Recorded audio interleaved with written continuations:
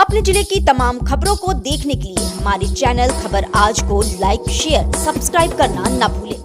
यह कहानी राजस्थान के कोटा शहर से जुड़ी एक सच्ची घटना से प्रेरित किसी के असफल प्यार और प्रतिशोध की है।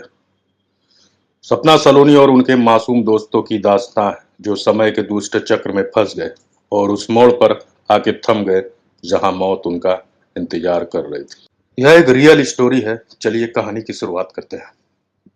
राणा साहब एक बहुत अमीर और आलीशान हवेली का मालिक था।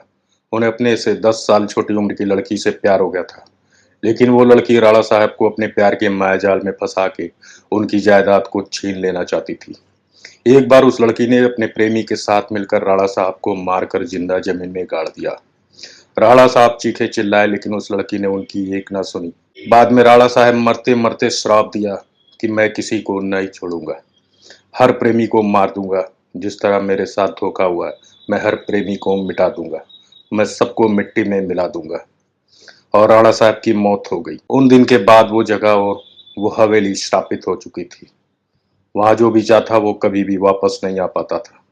आज भी राणा साहब की प्रेतात्मा वहां घूमती रहती। कुछ दिनों के बाद उस हवेली पे एक प्रेमी कपल वहां पे घूमने के लिए आए। सपना और रजत, उन दोनों की सगाई हो चुकी थी, लेकिन शादी करनी बाकी थी। सपना अपने घर में किसी को कुछ बताए बिना रजत के साथ आई थी। सपना और रजत मजाक मस्ती में उस जगह पहुंच गए जहां पर राणा साहब को जिंदा दफन कर दिया गया था। अचानक रजत उस जगह पर गिर जाता है और उसका पैर जमीन के नीचे घुसने लगता है। यह देखकर सपना डर जाती है और मदद के लिए चीखने चिल्लाने लगती है, लेकिन कोई भी उसकी आवाज नहीं सुन पाता है। सपना जब उस हवेली में मदद के लिए जाती है तो वहीं उसे किसी के होने का आभास होता है। उसी वक्त तुरंत सपना गिर जाती है और कोई उसका पैर पकड़कर उसी जगह पर खींच के ले जाता है जहां राणा साहब और रजत दफन हुए थे। बाद में सपना भी उसी जगह पर दफन हो जाती है। कुछ दिन बाद जब सपना अपने घर नहीं पहुंचती, तब उसकी बहन सलोनी अपने पति समीर और कुछ मित्रों के साथ उसे ढूंढते ढूंढते उस हवेली पे पहुंच जाते हैं। समीर एक पैरानॉर्मल एक्टिविटी का एक्सपर्ट है। जब वो सब उस हवेली पर पहुंचे, तब समीर को पता चल गया कि यहाँ पे किसी बुरी आत्मा का वास है।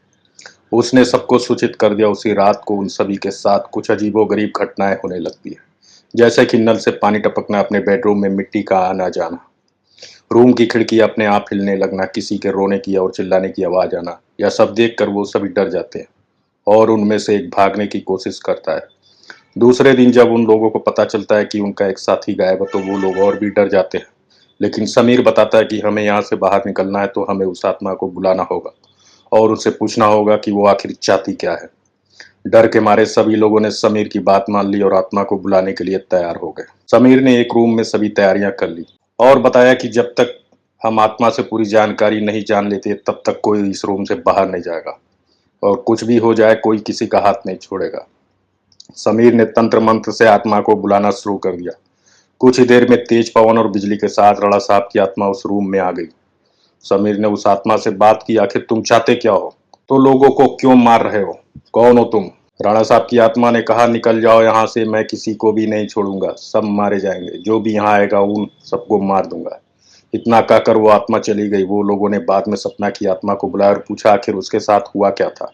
सपना की आत्मा ने उन सभी को सारी हकीकत बता दी और बोली, मुझे राणा साहब ने जमीन के नीचे दफन कर दिया है, प्लीज मुझे यहाँ से निकाल लो। सलोनी ने अपने बहन सपना से पूछा, राणा साहब की आत्मा को कैसे मारा जाए?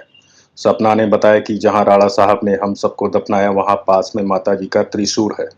उस त्रिशूल से राणा साहब की आत्मा को मारा जा सकता है और इस महल को उनकी चुंगल से बचाया जा सकता है। इतना कहकर सपना की आत्मा वहां से चली गई। समीर सलोनी और बाकी दोस्त लोग तुरंत उस जगह पे गए जहां राणा साहब को दफनाया गया था।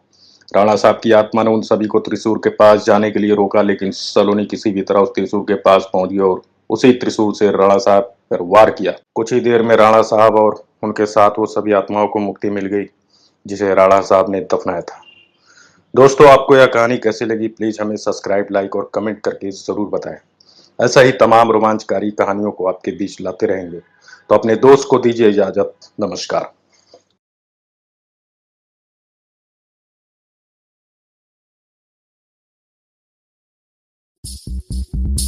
अपने जिले की तमाम खबरों को देखने के लिए हमारे चैनल खबर आज को लाइक, शेयर, सब्सक्राइब करना न भूलें।